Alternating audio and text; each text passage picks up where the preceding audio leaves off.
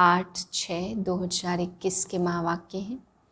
आज बाबा हम बच्चों को समझा रहे हैं कि बच्चे तुम हर एक को अपने ऊपर ये मेहनत ज़रूर करनी है कि ज्ञान को हजम करना है, ज्ञान का चिंतन करना है और हजम करना है।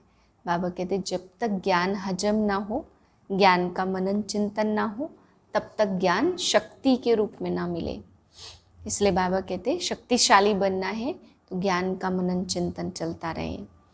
फिर बाबा समझा रहे हैं कि इस पूरे ब्रह्मांड में 3 तबके हैं। बाबा कहते बच्चे मूल वतन है निराकार शिव बाबा के रहने का स्थान, पहला तबका। फिर सेकंड नंबर तबका बाबा कहते सूक्ष्म वतनवासी देवी देवताएं हैं। और थर्ड नंबर का जो तबका है इसमें बाबा कहते साकारी मनुष्य आत्माएं रहती हैं। तो तुम बच्चों की बुद्धि में ये बातें होनी चाहिए और दूसरों को भी ये बातें समझानी है। फिर बाबा समझाते बच्चे अविनाशी नशा रखो, निराकारी नशा रखो, कोई भी विनाशी नशे को तुम बच्चों को छोड़ देना है। फिर बाबा समझा रहे हैं कि निराकार शिव परमात्मा जब साकार में आते हैं तो उसको भी ऑर्गेन्स चाहिए, कर्मेंद्रियां चाहिए ज्ञान देने के लिए।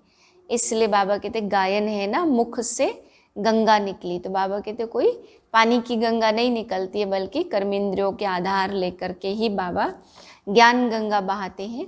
इसलिए कहा मुख से गंगा निकली। फिर बाबा समझा रहे हैं कि बाप तुम्हें ऐसे कर्म सिखलाते हैं जो तुम सदा निरोगी बनते हो। बाबा कहते बच्चे इस लक्ष्मी नारायण को भी बाप ने ऐसे कर्म सिखलाए जो ये इतने महान श्रेष्ठ बन गए।